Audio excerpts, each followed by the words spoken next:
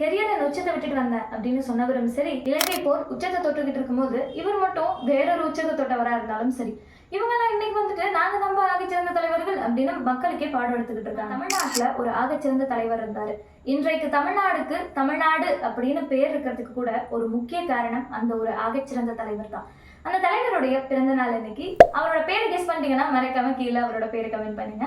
And also அவரோட பிறந்த நாள் இன்னைக்கு நான் சொல்லணும்னு நினைச்ச ஒரு முக்கியமான விஷயம் என்னன்னா, அவரை வெவ்வேறு நபரை நம்ம பார்த்துருப்போம். என்னன்னா ஒரு ஆகச்சிறந்த முதலமைச்சராக பார்த்துருப்போம், அப்புறம் ஒரு பள்ளி ஆசிரியராக பார்த்துருப்போம். ஆனால் அவரை கடைசி வரைக்கும் ஒரு எழுத்தாளராக பார்க்க மறந்துட்டோமோ அப்படின்ற வருத்தம் எனக்கு எப்பவுமே இருக்கும். இன்றைக்கு அவருடைய 15 புத்தகங்கள் பற்றி நான் வந்து சொல்கிறேன்.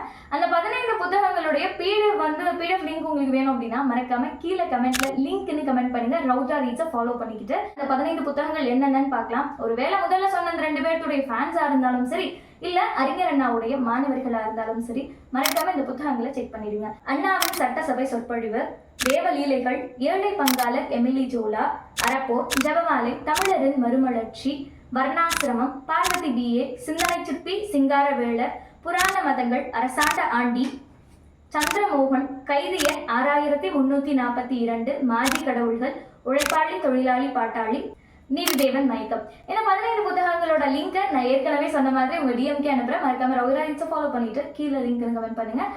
அண்ட் இந்த மாதிரி அரசியல் சார்ந்த புத்தகங்களை பற்றி தொடர்ந்து தெரிஞ்சுக்கிறதுக்கு ரவுராயிட்ஸை ஃபாலோ பண்ணி வச்சுக்கோங்க.